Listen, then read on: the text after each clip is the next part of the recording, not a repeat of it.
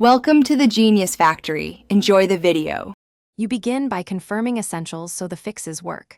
First, enable location and set GPS to high accuracy. This improves satellite and network response. Once done, turn on Wi-Fi and Bluetooth because nearby networks and beacons refine position. Make sure the app has foreground and background location permission so it can update continuously.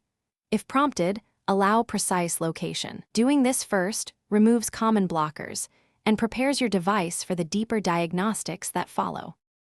Now you run diagnostics and calibrate systems that produce bad readings. Open a location test app or the device's diagnostic pane to view satellite, Wi-Fi, and cell signal strength. Note which sources are weak. Calibrate the compass by moving the device in a figure 8. This improves azimuth for maps. If drift persists, reset network settings to clear stale caches.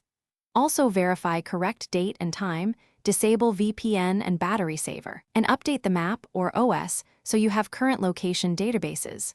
To finish, you apply final fixes and validate accuracy. Force stop the problematic app, clear its cache and data, then relaunch.